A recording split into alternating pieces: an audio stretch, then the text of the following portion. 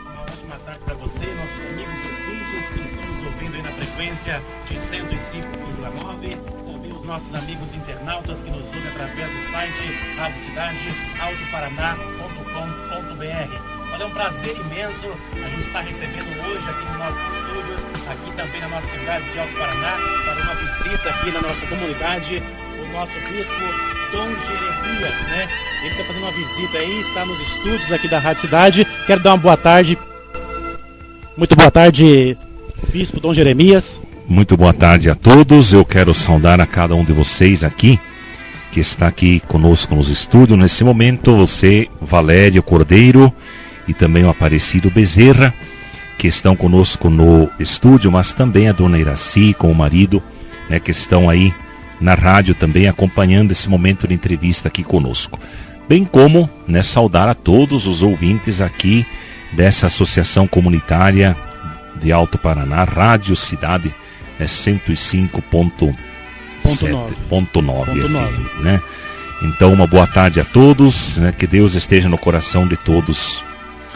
Muito bem. Bom, bispo, o senhor é o 4º bispo da Diocese de Paranavaí, né? O senhor que foi ordenado aí recentemente e agora está fazendo a visita aqui pra gente. O que o senhor tem a dizer aí a respeito aqui da nossa comunidade, das visitas que o senhor tem realizado aí nas comunidades, também nos órgãos públicos aqui da nossa cidade?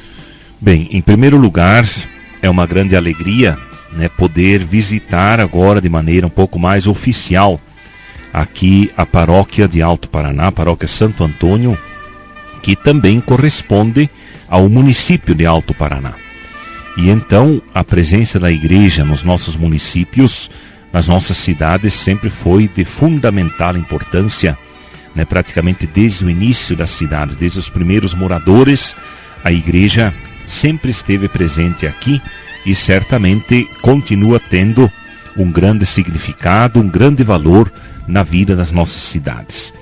Bem, e como 4º bispo diocesano de Paranavaí, apesar de que teve aí no meio um 5º bispo, né, que foi auxiliar, coadjutor de Dom Rubens, mas eu sou, enfim, o 4º bispo diocesano, sucedendo assim, né, Dom Benjamin, Dom Rubens, Dom Sérgio Colombo, e agora, né, coube a mim assumir essa grande responsabilidade que por si só, né, pelo fato do episcopado já é uma grande responsabilidade, mas também, né, a responsabilidade de assumir a Diocese de Paranavaí, exatamente, né, que tem os seus grandes desafios e que tem também grandes valores, tem grandes conquistas que ainda em outros lugares do Paraná se luta para conseguir, para ter, e aqui na Diocese de Paranavaí a gente já vê que essas conquistas estão andando a passos largos. Bem, dizer o seguinte, que mais ou menos cada 5 anos o bispo tem a obrigação de visitar todas as paróquias, não simplesmente para fazer uma crisma, uma reunião, alguma coisa, mas fazer realmente uma visita pastoral, né, mais prolongada, mais aprofundada, acima de tudo, para conhecer melhor a realidade de uma cidade, mas acima de tudo para confirmar o nosso povo na fé. Hoje mesmo, numa dessas escolas aí, alguém ainda estava dizendo que os católicos aqui em Alto Paraná são ainda em grande número, né, praticamente aí mais de 60%. Isso seria um pouco menos do que o nível do Brasil ou do Paraná, mas eu creio que aqui nós tenhamos pelo menos 70% de católicos ainda. E então, esses católicos, o bispo vem confirmar na fé, né, mostrando exatamente que a igreja, ela não está simplesmente na sacristia ou no altar rezando, mas ela tem que estar também presente através dos católicos, do laicato, que está presente na vida pública desse município, né, continuar dando a sua contribuição para o desenvolvimento real e para a criação de meios cada vez mais eficazes, né, de atendimento do nosso povo, meios justos, meios acima de tudo que façam com que o nosso povo possa ter vida e vida em plenitude. Isso, numa outra palavra, poderia significar verdadeira busca de cidadania.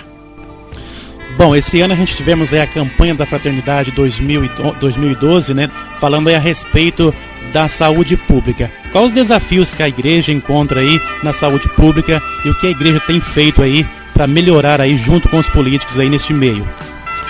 Bem, as campanhas da fraternidade nos últimos 20 anos, pelo menos, talvez até mais do que isso, 25, 30, talvez até, elas têm buscado dar uma contribuição para essa construção de cidadania do nosso povo.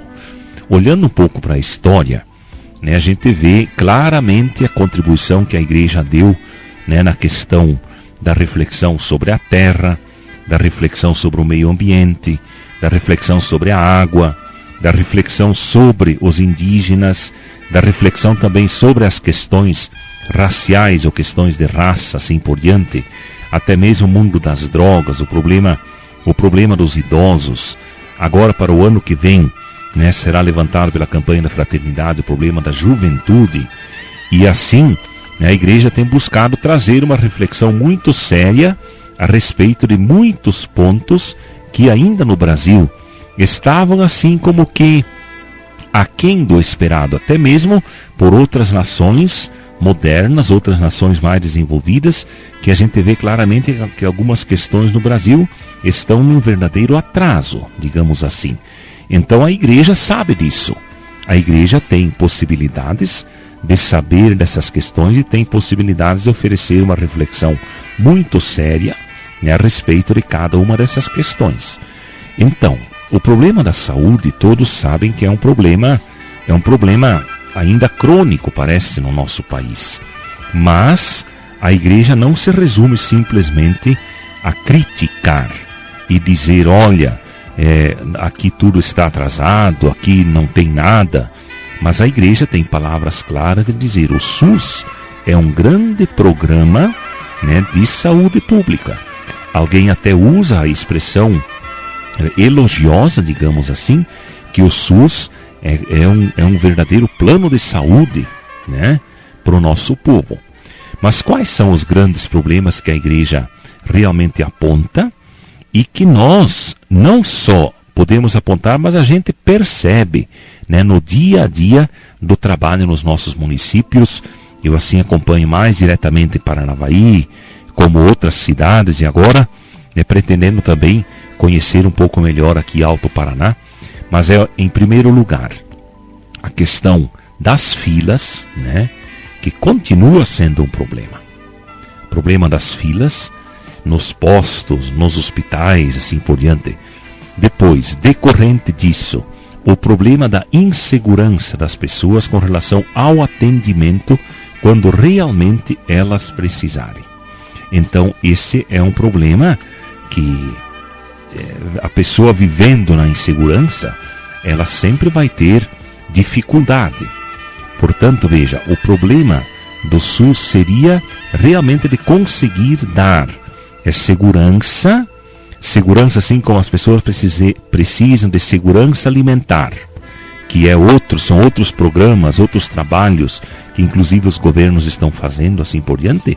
Nós precisamos pensar claramente na questão psicológica, né, que é a insegurança na saúde. A pessoa saber, olha, quando eu ficar doente, ou de madrugada, ou de dia, durante o dia, ou jovem ou velho, será que eu vou ter atendimento? Essa é uma grande insegurança que causa muito, muito medo e verdadeiro pânico na vida das pessoas. Agora, tudo isso, como que surgindo um do outro, né, nós temos o problema da gestão da saúde pública. Quer dizer, será que o problema na saúde é falta de dinheiro? Será que é problema de esclarecer um pouquinho melhor a política do que realmente é o problema da saúde, do que é problema de assistência social, do que é problema até mesmo da educação, do que é problema de outros órgãos do governo e o que é problema da saúde exatamente? Esse também continua ainda sendo um problema, mas já não mais tão grave. Portanto, o problema da gestão. O dinheiro que se tem na mão, como é que ele é aplicado? Como é que trabalham os profissionais da área da saúde, né? No problema do cumprimento dos horários, até mesmo na questão do pagamento, como é que eles recebem? Quais são as quantias que eles recebem? É justo que recebam tão pouco ou deveria receber mais do que isso? Quer dizer, aqui então reside o problema, que é o problema de gestão na saúde pública. E isso tem causado muitos problemas, além de, muitas vezes a gente percebe nesse problema de gestão, problema de falta de ética, né? Até mesmo ainda a questão da corrupção muito presente também. Então são esses os problemas que a igreja denuncia realmente, né, com a campanha da fraternidade sobre saúde. Muito bem, são 17 horas mais 30 minutos, a gente está aqui com o bispo diocesano Dom Jeremias aí para trazer aí informações a todos os nossos municípios aqui de Alto Paraná. Parecido, se tem alguma pergunta ao bispo? Boa tarde, Dom Jeremias. Boa tarde. É um prazer estar com você aqui na Rádio Cidade, né? Eu não conhecia ainda, né, o nosso bispo diocesano, né? E já conheci os outros bispos que vêm aqui na nossa paróquia, né, no Santuário Santana de Pádua. Eu queria saber o seguinte, o senhor veio da onde e faz... de que cidade que o senhor veio aqui para Paranavaí? Bem, eu nasci, sou paranaense, sim, apesar de ser filho de gaúchos, mas nasci no antigo município de Chopinzinho, né, aqui no Paraná, atualmente município de Sulina, né, sou filho de pequenos agricultores, nascido em 26 de fevereiro de 65, né, e portanto sou criado no sudoeste do Paraná. Então eu sempre digo que eu saí de uma ponta, né, ponta da divisa Argentina e com Santa Catarina, para vir para outra ponta, divisa com Mato Grosso do Sul e São Paulo. Depois que para vir para cá eu praticamente atravesso o estado, né, de ponta a ponta. Mas eu ultimamente, né, os últimos anos da minha vida como padre, de 21 anos de padre, eu trabalhei na cidade de Francisco Beltrão. Então, os últimos 14 anos, ali eu exercia o papel de pároco por alguns anos, depois como reitor de seminário e professor, mas também, né, ultimamente exerci por 5 anos o papel de coordenador diocesano da ação evangelizadora e vigário geral também. Então trabalhava muito, né? Assim, lá a diocese é maior do que a nossa diocese de Paranavaí. Lá tem 560 mil habitantes para 46 municípios, e nós aqui temos 250 mil habitantes para 28 municípios, né? Então, e 35 paróquias. Lá tinha 42 paróquias, então é só pelas contas, né, a gente pode ver mais ou menos quantas, mais ou menos 12, 13 mil pessoas por paróquia, né? Então era realmente muito trabalhoso, né, a formação para o laicato, a formação para os catequistas, atendimento dos padres, e também as questões diocesanas, né, de cursos, assim por diante, planejamento, tudo isso passava pela minha mão. Então realmente é de lá que eu venho com essa experiência que eu estou aqui. Muito bem, a respeito ainda da saúde, que a CNBB discutiu ainda, sobre o aborto de fetos anencefalos. O que a igreja tem a dizer aí sobre a decisão do Supremo Tribunal Federal de 8 votos favoráveis contra 2 contras? Exatamente. Essa foi uma das grandes questões, né, dos últimos meses. Mas a igreja tem se manifestado de muitas formas, porque a igreja ela parte do seguinte princípio, de que a vida ela tem que ser defendida desde a concepção até o seu fim natural. Até o seu fim natural. Então esse é um princípio básico que a igreja tem presente. Isso vale para o aborto, né, esse aborto normal, né, que muitos defendem, mas também vale para o problema dos casos de fetos anencefálicos, né? Porque exatamente a defesa da vida, né? E depois dizer o seguinte, que a questão, né, dos anencéfalos, até ainda enfrenta questões, vamos dizer assim, questões de clareza científica. Quer dizer, todos sempre falam da mesma forma, o anencéfalo não tem como viver fora do útero, mas tem aí o caso da menina Marcela, né, que já tem bem mais de 2 anos, né, e continua viva, continua sendo a alegria dos pais. Esses são problemas que ainda, né, estão presentes, portanto são problemas que a ciência ainda tem que discutir claramente. Mas, por outro lado, a igreja também tem que dizer o seguinte, que se o STF decidiu, tá bom, então criou-se uma lei, mas não quer dizer que se é legal, é lícito. A liceidade, vamos dizer, ou a moralidade de um ato tem diferença, né, com relação de legalidade. Então, é legal, pela conclusão do STF, é legal. Mas será que realmente é moral? Será que realmente é lícita? Né? Então a igreja continua com firmeza dizendo que é absolutamente contra o aborto do feto anencéfalo. Continua dizendo isso claramente. Agora na última assembleia, né, na última assembleia dos bispos, essa questão mais uma vez foi trazida à tona, foi refletida mais uma vez entre o episcopado, com especialistas assim por diante.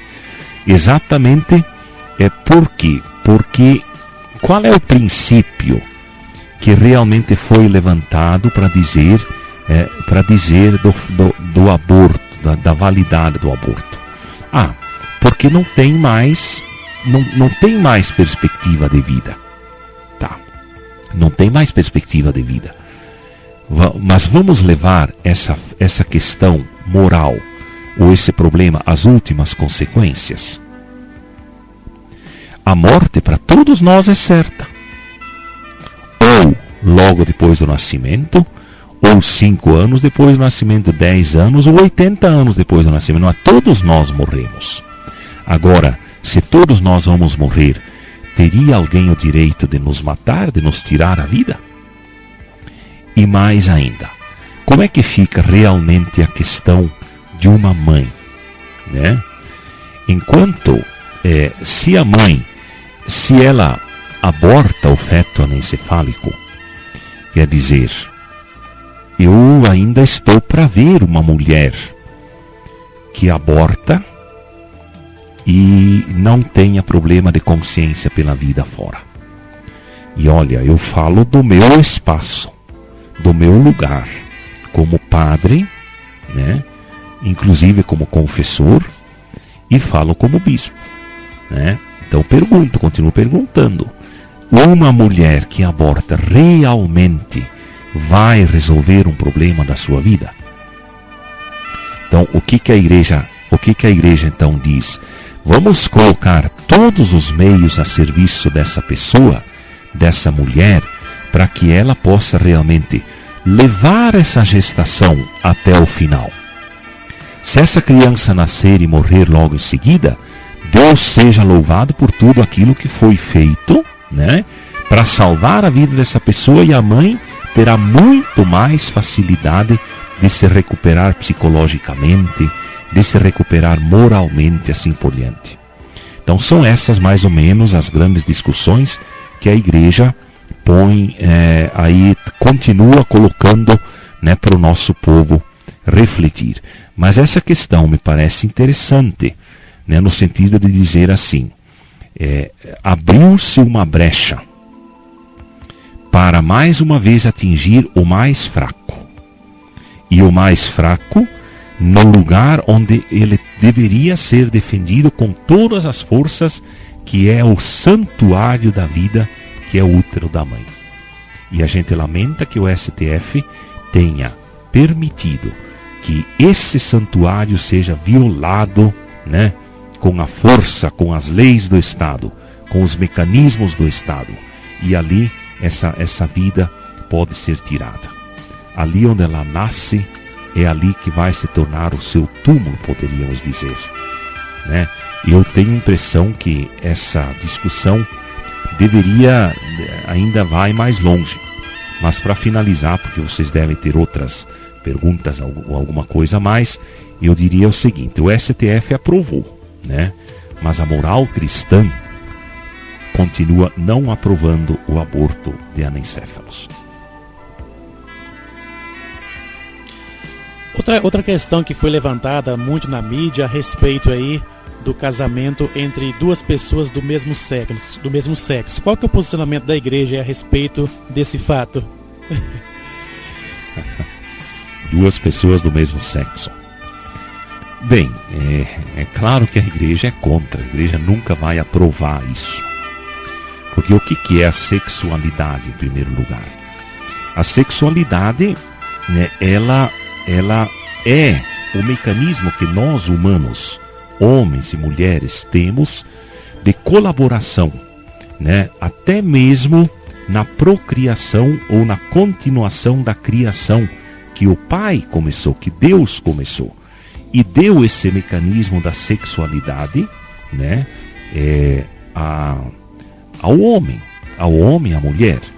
Portanto, veja, lá na Bíblia, quando fala assim, né, e os dois se encontrarão, formarão um só corpo, formarão uma só carne. Quer dizer, ali está exatamente o sentido da sexualidade, né? A questão da união, a sexualidade como unitiva e a sexualidade como procriativa. Bom, a igreja entende claramente, como todos entendem, sem dúvida, que no casamento de pessoas do mesmo sexo a função procriativa não existe, né? Não existe, né? Então, não querendo dizer que não possa haver um planejamento familiar, alguma coisa, né? Mas a igreja, ela se coloca claramente contra essa questão. Dom Jeremias, sobre as pessoas jovens, né, que estão hoje aí nas drogas, né? Como que a igreja está vendo isso aí? Porque o senhor pode ver que tem muitos jovens, né, se envolvendo com drogas, né? Tá aí nessa vida que eu acho que não devia ser. Tinha que esse jovem mais procurar a igreja, né? Como que a igreja católica está vendo esse movimento sobre essas pessoas, esses jovens nas drogas? Bem, a igreja, ela também, né, nessa questão das drogas, ela sabe que essa não é uma resposta fácil e que precisa realmente ter uma outra intervenção realmente, né, para que esse mundo das drogas possa realmente parar de matar gente, né, de sacrificar pessoas. Parece que é um verdadeiro dragão que veio aí e que vai se alimentando do quê? Vai se alimentando de sangue humano, vai se alimentando de pessoas humanas. E ai do jovem, né, que entra nesse mundo, porque raramente, né, se diz o seguinte, que o mundo das drogas tem porta de entrada. A porta de saída é difícil de encontrar. Então isso não é, né, para desesperar muita gente aí, não, mas exatamente é para falarmos do realismo da questão das drogas no mundo de hoje. E não só de jovens lá aos 20, 22, 25 anos, mas de crianças, de adolescentes, né? De gente trabalhadora que continua sofrendo, né, por causa dessa questão. Ora, nós temos que agir naturalmente, por um lado, na questão da prevenção. Então ali entra muito o problema da educação, né, a resolução de problemas sociais. Acima de tudo, começar a dar cada vez mais ao jovem, né, um futuro com maior expectativa, com maior perspectiva de vida. Porque não são só jovens pobres e lascados, né, poderíamos dizer assim, que estão nas drogas. Estão lá também ricos. Só que eles se drogam em casa e não vão para as ruas, não são presos tão facilmente como os pobres. Mas os ricos, né, a classe média, da mesma forma, né, está sofrendo com a juventude que está vivendo aí no mundo das drogas, estragando a própria vida. E por outro lado, né, claro que a igreja tem que continuar trabalhando também na questão da recuperação, né? E aqui no Noroeste, de modo especial, né, nós temos aí várias instituições se preocupando com isso.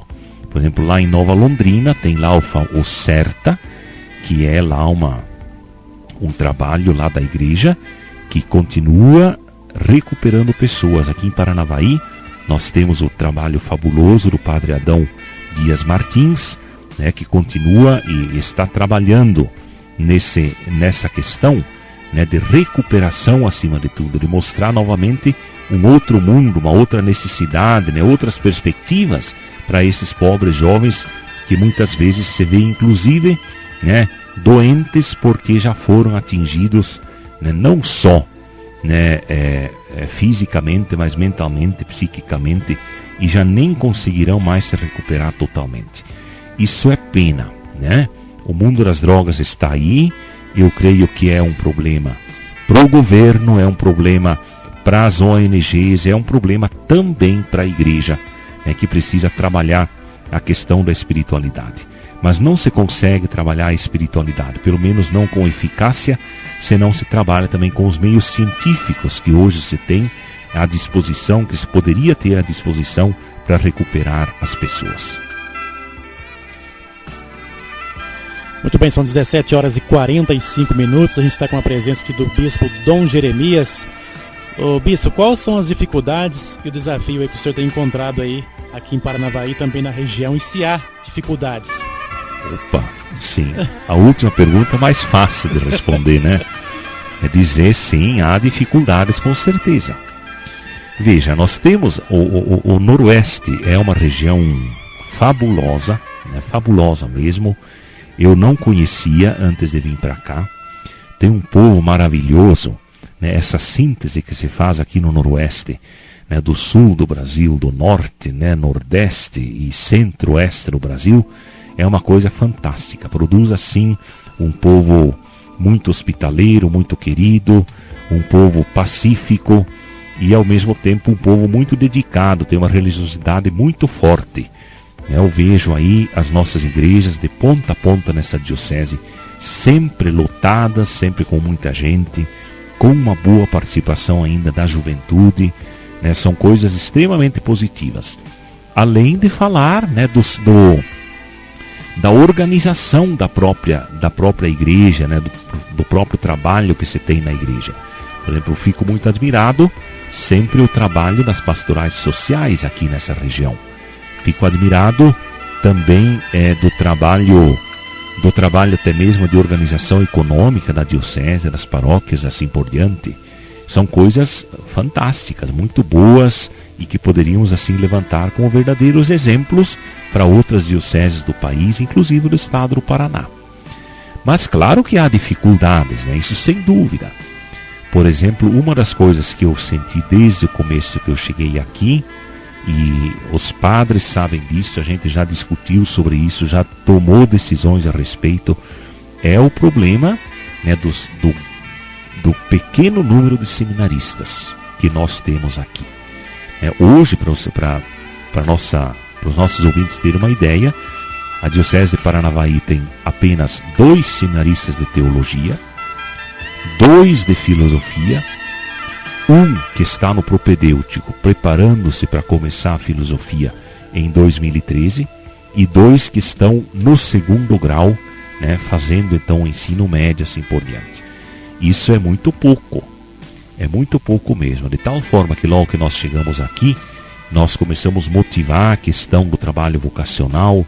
Foi criado também o ano vocacional, e assim começamos também um investimento bastante sério, que é um outro problema, né, na formação permanente dos nossos padres.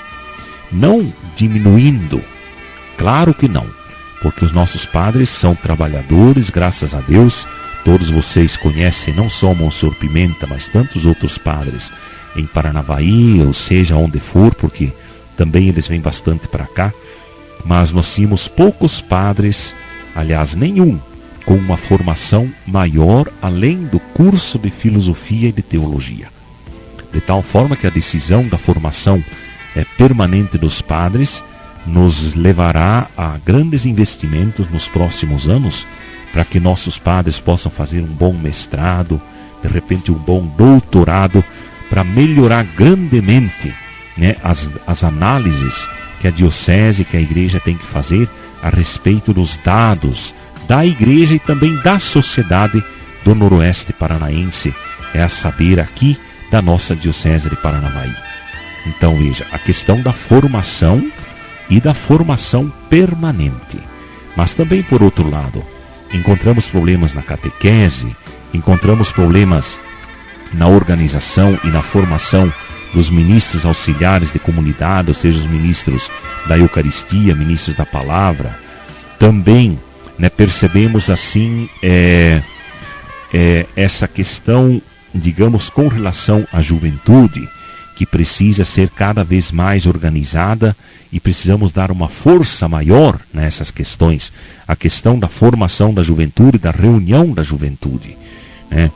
Eu diria, em poucas palavras, que essas são as grandes questões. Mas há também os problemas pastorais que nós devemos saber enfrentar, que são problemas não só da Diocese de Paranavaí, mas da igreja como um todo. Um é o problema da palavra, né? É a questão, ela é formulada assim: nós precisamos trabalhar a animação bíblica da vida e da pastoral. Nós católicos precisamos valorizar mais a Sagrada Escritura, né, nas nossas pregações, nas nossas catequeses, nos nossos trabalhos das pastorais, dos movimentos, assim por diante. O católico precisa entender mais de Sagrada Escritura, precisa entender mais de Bíblia. Se não é assim, qualquer um vai enrolar qualquer católico, vai levá-lo para onde quiser, né? E ainda faz com que o ex-católico fale mal da própria igreja onde viveu por tanto tempo e onde ele foi batizado, né? Então esse é um problema sério. Mas também temos o problema da iniciação cristã. Quer dizer, temos muitos batizados e poucos verdadeiramente evangelizados. Então essa é uma outra questão que nós já estamos enfrentando, tentando enfrentar, mas nós temos que ter uma política mais séria, política sempre no bom sentido, né? No sentido de decisão de trabalho, né?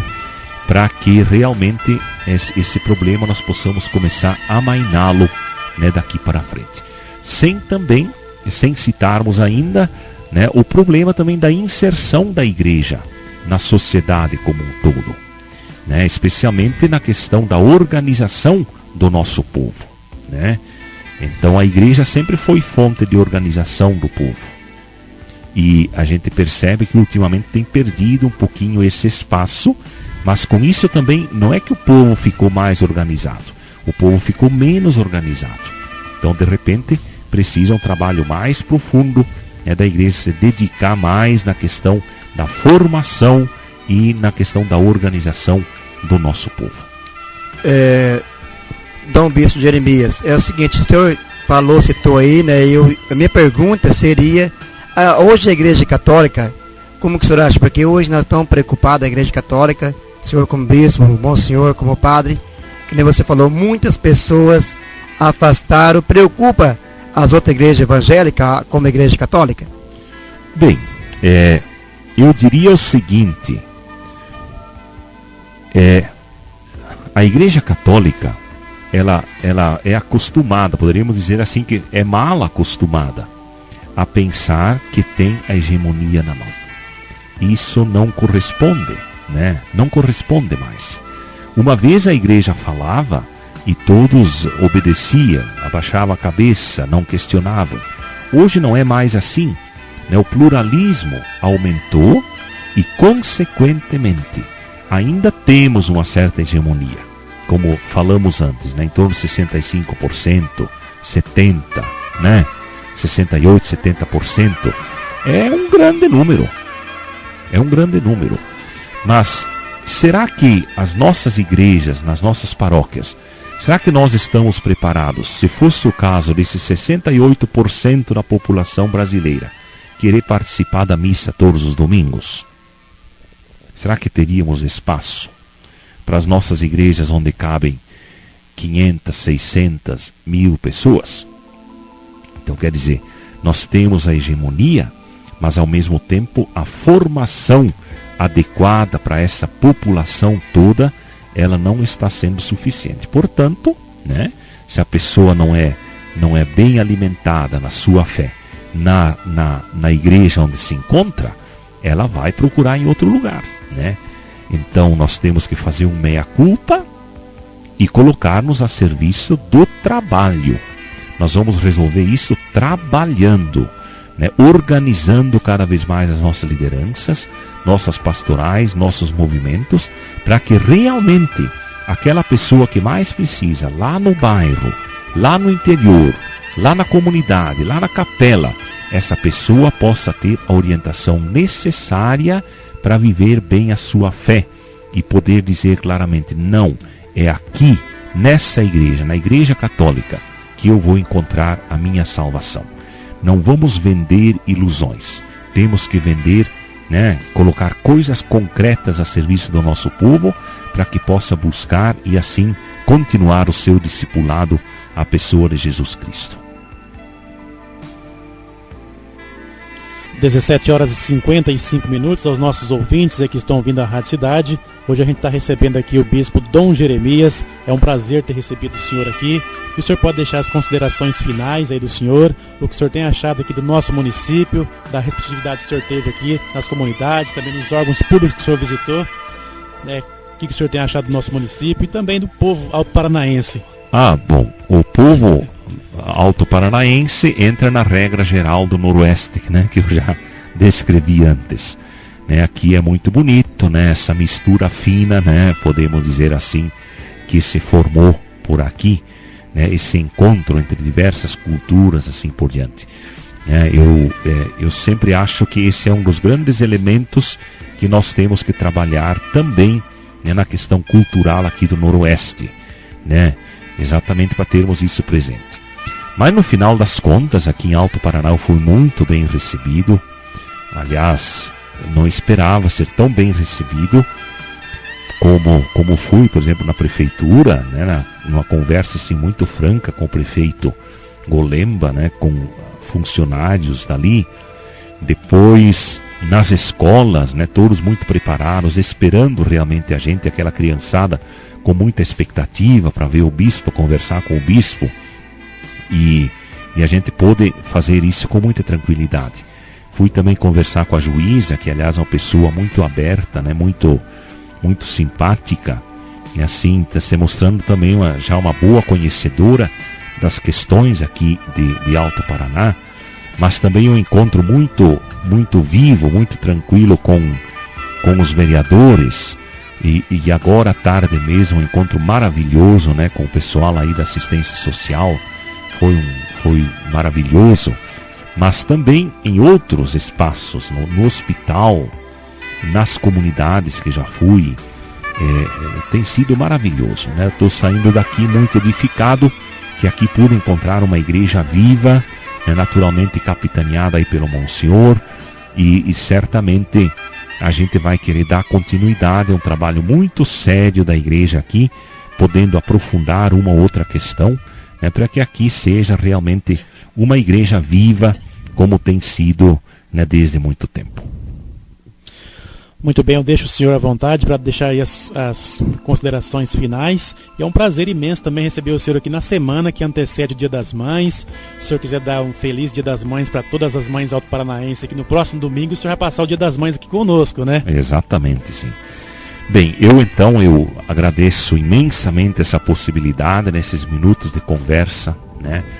Acho que através do rádio a gente atinge pessoas que não vamos atingir de outras formas e que vão talvez refletir o que a gente está dizendo, o que nós estamos refletindo aqui, ou se não, né, também, né, não é o problema. Mas